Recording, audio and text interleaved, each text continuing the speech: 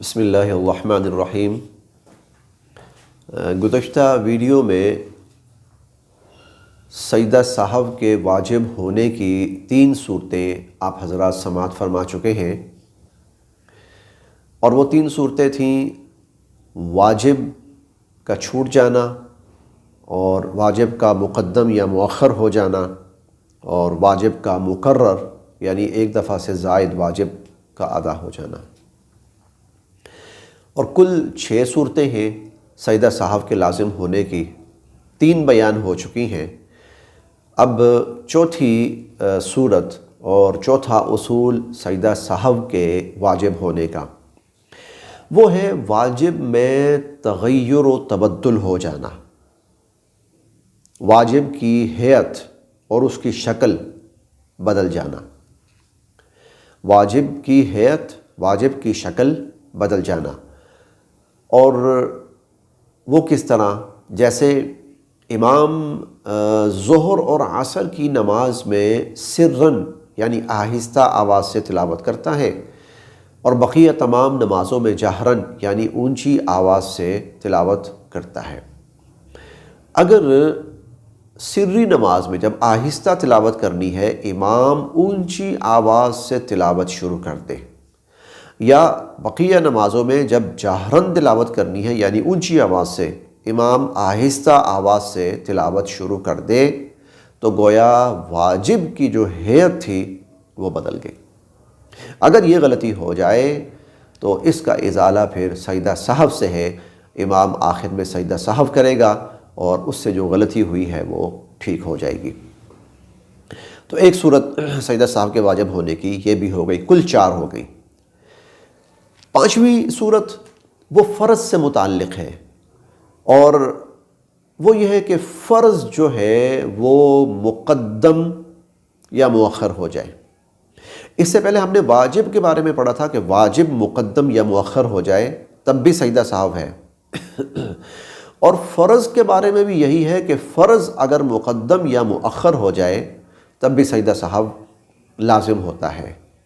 فرض کا مقدم یا مؤخر ہونا کیا مطلب؟ ایک شخص نے نماز شروع کی اور قیام کیا، اب قیام کے بعد اس نے رکوع کرنا ہے، تلاوت وغیرہ اس نے کر لی، اس نے رکوع کرنا ہے اور رکوع کے بعد سجدے کرنے۔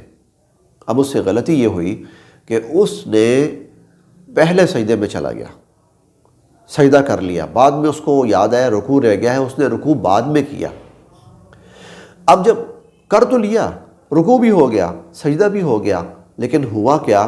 رکوع اور سجدے اپنی جگہ سے آگے پیچھے ہو گئے، رکوع والی جگہ پہ سجدہ ہو گیا، سجدے والی جگہ پر رکوع ہو گیا، تو فرض جو ہے وہ مقدم یا مؤخر ہو گیا۔ تو ایسی صورت میں وہ آخر میں سجدہ سہو کر لے، اس کی نماز ٹھیک ہو جائے گی۔ تو 5ویں صورت یہ ہوئی کہ فرض مقدم یا مؤخر ہو جائے تو سجدہ سہو لازم ہوتا ہے۔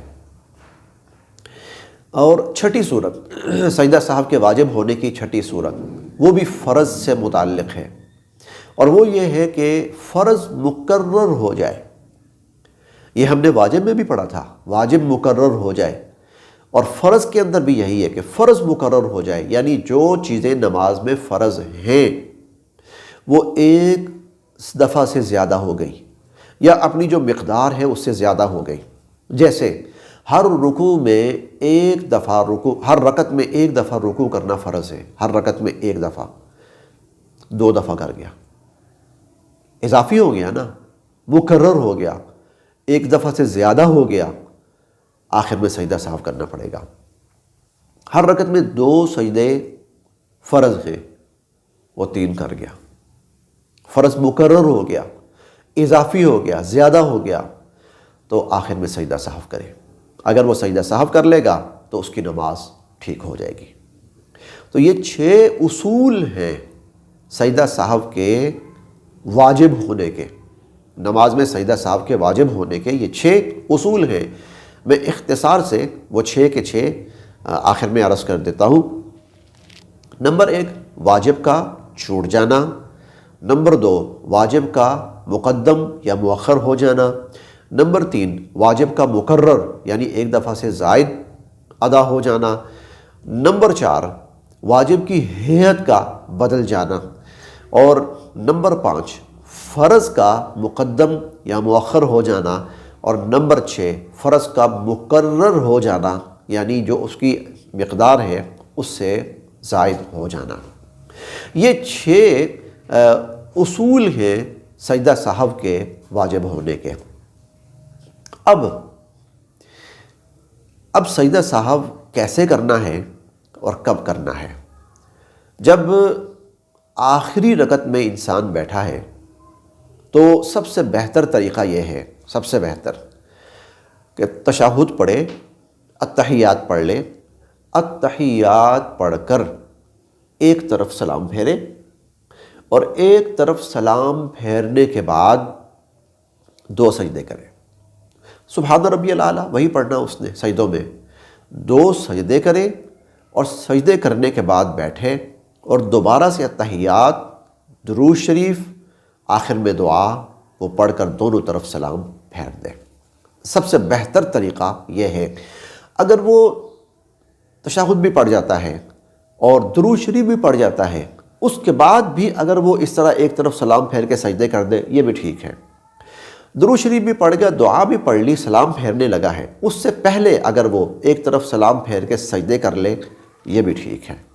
زیادہ بہتر صورت یہ ہے تشہد پڑھے، تشہد پڑھ کے التحیات پڑھ کے ایک طرف سلام پھیرے، اور سلام پھیر کے 2 سجدے کرے، اور 2 سجدے کر کے پھر تشہد، درود شریف اور دعا پڑھے، اور دونوں طرف سلام پھیر دے۔ اس کی نماز میں جو کوتاہی ہوئی تھی اس کا ازالہ بھی ہو گیا، اور اس کی نماز مکمل ہو گئی۔ اللہ تعالی ہم سب کے لیے عمل کی راہیں آسان فرمائے۔